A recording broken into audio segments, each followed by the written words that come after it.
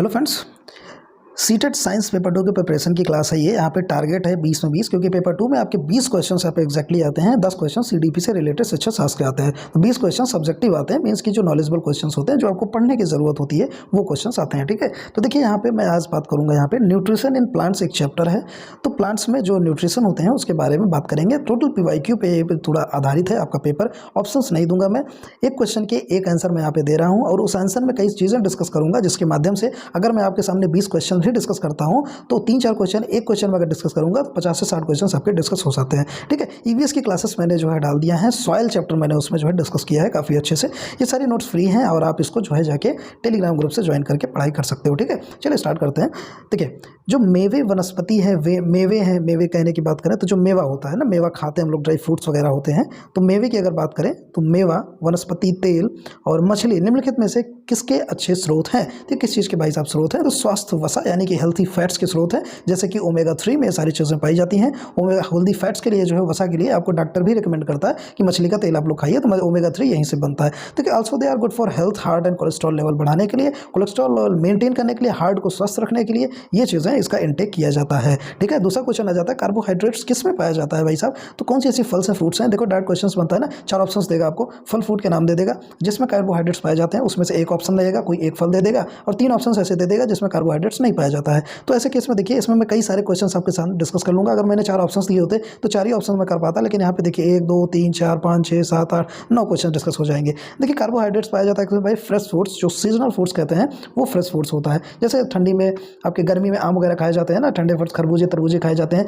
तो ये जो सीजनल फ्रूट्स होते हैं इनको जो है फ्रेश फ्रूट्स कहा जाता है। ठीक है, देखिए ताजे फल सब्जियां जो है, ताजे फल हो गए, सब्जियां हो गई, जो सीजनल सब्जियां हो गई, साग सब्जी, हरी सब्जी, मक्का हो गया, आलू हो गया, दूध हो गया, दही हो गया, मक्खन हो गया। इसमें सब में क्या होता है ना, दूध दही मक्खन एक चीज़ आ गया। डेयरी प्रोडक्ट्स मीन्स की जो आपके दूध से बने हुए चीज़ें जो भी हैं आप खाते हैं, उसमें कार्बोहाइड्रेट्स आपको पाया जाता है, मीन्स मिलता है, कहने की मात्रा है। देखिए प्रोटीन की मात्रा किसमें सबसे ज़्यादा पाई जाती है? अगर आपको एक हेल्थी शरीर बनानी है तो प्रोटीन की मात्रा भाई साहब लेना बहुत जरूरी हो जाता है। तो प्रोटीन की मात्रा किसमें सबसे ज़्यादा पाई जाती है? तो देखिए जानवर रहित खानों में, जैसे कि मीट्स वगैरह खाते हैं तो उसमें प्रोटीन्स आपकी पाई जाती है। मछली में सबसे ज़्यादा प्रोटीन्स पाई जाती है।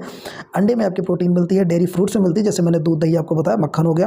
प्लांट बेस्ड फूड जैसे फल सब्जियां, बीज, मेवे कुछ होते हैं। मेवे मीन ड्राई फ्रूट्स में भी आपकी प्रोटीन अधिक मात्रा में पाई जाती है। ड्राई नट्स में भी आपकी पाई जाती है। ठीक है, मिनरल्स की मात्रा किसमें सबसे ज़्यादा पाई जाती है? तो जो मिनरल्स होते हैं वो दाल, ब्रेड, मीट, मछली, दूध, डेयरी प्रोडक्ट्स, जैसे कि मैंने बताया था डेयरी प्रोडक्ट्स कौन कौन से हैं, सूखा मेवा और सब्जियां, यहाँ सब आपको मिनरल्स देखने को मिलते हैं। ठीक है, नेक्स्ट क्वेश्चन है, कॉलेरा किस पोषक तत्व से भरपूर होता है? ठीक है, देखिए जो क्लोरेला होता है किस पोषक तत्व से भरपूर होता है? इसमें प्रोटीन की मात्रा सबसे ज़्यादा होती है, लगभग 45%। देखिए स्पेलिंग में मिस्टेक नहीं, अगर आप सोच रहे हो कि क्लोरेला क्या चीज़ है, तो क्लोरेला एग्जैक्ट वर्ड है, ये चीज़ आप याद कर लीजिए। क्लोरेला क्या है? इसमें प्रोटीन की मात्रा सबसे ज़्यादा होती है, ब्रोकली से भी अगर आप कंपेयर करेंगे तो, क्योंकि इसमें लगभग 45% के आसपास जो है प्रोटीन 50% तक पाई जाती है। 20% वसा पाई जाती है इसमें, 20% कार्ब्स पाए जाते हैं, और 5% यहाँ पे आपका जो है फाइबर पाया जाता है, 10% आपके मिनरल्स पाई जाती हैं, एंड कुछ जो है जो बचती हैं वो विटामिन होती हैं। इसको स्पेस अलगा भी कहते हैं, अलगी नहीं, स्पेस अलगा भी कहते हैं क्लोरेला को। तो याद कर लीजिए, क्लोरेला शब्द आएगा तो आप थोड़ा सा कंफ्यूज हो जाते हो पेपर में कि ये क्लोरेला क्या होता है, भाई ये कुछ अलग चीज़ पूछ लिया। ठीक है, तो ये एग्जैक्ट मैं वही पढ़ा रहा हूँ जो क्वेश्चन में आते हैं। ऐसा नहीं है कि मैं यूट्यूब पे आप चैनल्स देखते होंगे कि कुछ बड़े ईजी क्वेश्चन पढ़ाए जाते हैं, आपको पढ़ने में बड़ा मजा आता है कि नहीं मैं तो ये जानता हूँ, मैं तो ये जानता हूँ, है ना। स्पीड आप तेज कर लेते हो और पढ़ते चले जाते हो। एग्जैक्टली जब आप जाते हो पेपर में देने, तो क्या होता है कि पेपर में फंसता नहीं क्वेश्चन, आपको लगता है भाई कहाँ से आ गया, किस लेवल का आ गया। तो देखिए यहाँ पे लेवल आपको एग्जैक्ट वही मिलेगा एज इट इज। हाँ थोड़ा सा टफ लग सकता है आपको, लेकिन ध्यान से अगर इसको देखेंगे, पढ़ेंगे, एक बार 2 पेज देखिए, इसलिए मैं PDF दे रहा हूँ कि यहाँ पे बताने के बाद आप PDF एक बार रिवाइज करिए, आपको आसानी से रिवाइज हो जाएगा। फिर प्रैक्टिस सेट लगाइए भाई, अगर नहीं फंसता है तब हमें कमेंट करिए, फंसेगा जरूर फंसेगा। देखिए मानव शरीर को सूक्ष्म पोषक तत्व के रूप में क्या क्या चाहिए होता है रोजाना? देखिए रोजाना मानव शरीर, हम खाना खाते हैं, पोषक तत्व लेते हैं, प्रोटीन लेते हैं, मिनरल्स लेते हैं, कार्ब्स लेते हैं, तो भाई पोषक तत्व में क्या क्या चीज़ें रोज चाहिए? मतलब आयरन, आयोडीन एंड जिंक, ये 3 चीज़ आपको रोज यहाँ पे मिलना चाहिए पूरे शरीर में। ठीक है, मानव शरीर को ज़्यादा मात्रा में तत्व के रूप में क्या क्या चाहिए होता है रोजाना? आप देखिए तत्व के रूप में क्या चाहिए, मतलब चाहिए होता है फैट, वसा, कार्बोहाइड्रेट एंड प्रोटीन्स पाए जाते हैं। मतलब ये चीज़ें आपको मेनली लेना ही लेना है। यहाँ पे जो वेट होता है आपका ना, वेट का जो है यहाँ पे 3 गुना, यहाँ पे आई होप वेट का, हाँ वेट का डबल यहाँ पे लेना पड़ता है आपको चीज़ें, है ना। अगर एक स्वस्थ शरीर रखनी है तो ये चीज़ें जो है, आप जो जिम वगैरह करते हैं उनको अच्छे से पता है। देखिए अगर आप स्वस्थ रहना चाहते हैं बराबर तो इस चीज़ों का इंटेक आप रोज करिए, बस थोड़ी मात्रा में करिए लेकिन करिए। बेस्ट सीरियल्स और पास्ता में पाया जाने वाला स्टार्च किसकी लंबी श्रृंखलाओं से बना होता है? ठीक है, जो बेस्ट है और मतलब ब्रेड की बात करें, सीरियल्स हैं, दालें हैं, पास्ता है, इसमें जो स्टार्च होता है ना उसकी लंबाई जो श्रृंखला होती है, स्ट्रक्चर जो होता है, सेलुलोज होता है, वो किस चीज़ से बना होता है? तो ग्लूकोज से। किस चीज़ से? ग्लूकोज से। देखिए ग्लूकोज जो है किसके अंदर आता है? शुगर के। शुगर कितने प्रकार के होते हैं? 60, मतलब 6 प्रकार के होते हैं, glucose, fructose, galactose, lactose, maltose, sucrose. तो ये 6 प्रकार आप याद कर लीजिएगा, टाइप्स में ऐसे क्वेश्चन पूछ सकता है। तो ग्लूकोज शुगर के अंदर आता है। तो भाई साहब सीरियल्स और जो पास्ता वगैरह होते हैं जो उसमें स्टार्च होती हैं, जो उसमें सेलुलोज वगैरह पाए जाते हैं, श्रृंखलाएं पाई जाती हैं, वो किस चीज़ से बनी होती हैं? तो ग्लूकोज से बनी होती हैं। ठीक है, चलिए यहाँ पर नेक्स्ट क्वेश्चन पढ़ते हैं कि पेड़ पौधे ऊर्जा को स्टोर करने के लिए किसका इस्तेमाल करते हैं? तो ऊर्जा को स्टोर करने के लिए स्टार्च का इस्तेमाल करते हैं। कौन करते हैं भाई साहब? पेड़ पौधे करते हैं। देखिए उस तत्व की पहचान कर सकेंगे जो प्रकाश संश्लेषण के लिए आवश्यक प्रकाश ऊर्जा को यात्रा करने में मदद करता है। मैंने प्रकाश संश्लेषण में फोटोसिंथेसिस की यहाँ पे बात हो रही है। तो प्रकाश ऊर्जा को यात्रा मीन्स की पहुंचाने के लिए जो प्लांट्स के ही अंदर बात करें तो एक दूसरे के स्थान पर ले जाने के लिए यहाँ पे कौन सी चीज़ मदद करती है? तो कैरोटीनॉइड मदद करता है। लाइट को स्टोर करने के लिए जो फोटोसिंथेसिस होती है वो सुबह के टाइम में मिलती है, उस लाइट को स्टोर कर लेता है और फिर जो है फर्दर ये काम करता रहता है स्टोर करने के बाद। ठीक है, तो इसमें क्या याद रख लेना आपको? कैरोटीनॉइड यहाँ पे मदद करता है फोटोसिंथेसिस की लाइट को स्टोर करने के लिए। ठीक है, अब चलिए यहाँ पे बात कर लेते हैं नेक्स्ट क्वेश्चन। ब्राउन एल्गी भाई साहब जिसको काई कहते हैं, हमने तालाब वगैरह में देखी होगी, नदी वगैरह में देखी होगी, जो साइड में ग्रीन ग्रीन होती है ना चिकनी सी चीज़ें, वो जो है ब्राउन एल्गी होती है। और ब्राउन एल्गी ही जो है सेकंड सेल थी जिसपे जो है रॉबर्ट लेवेनहॉक ने जो है यहाँ पे आपकी एक्सपेरिमेंट किया था, एक लिविंग सेल का एक्सपेरिमेंट उन्होंने खोज किया था। ठीक है, सेल चैप्टर में मैंने सारी चीज़ें बता रखी हैं। सेल्स में 50 से 60 क्वेश्चन इंपॉर्टेंट मैंने रिपीटेड क्वेश्चन कराई है, क्लास आपको चैनल पर मिल जाएगी।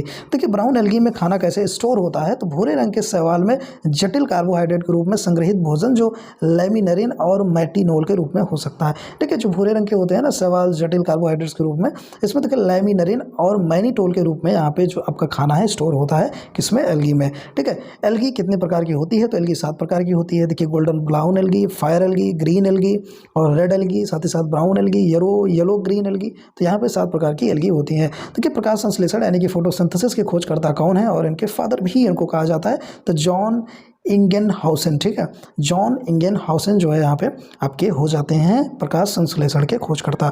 गाजर, अदरक और मूली में कौन से अम्ल पाए जाते हैं? देखिए इसमें 3 क्वेश्चंस बन रहे थे लेकिन मैंने इसको यहाँ पे कंप्रेस कर दिया, मीन्स कि गाजर का अलग क्वेश्चन बन रहा था, अदरक मूली का अलग। तो हम देखिए हम यहाँ पे एक ही साथ यहाँ पे कंपेयर कर लेते हैं, क्यों जो है क्वेश्चन कई तरीके का बनाया जाए।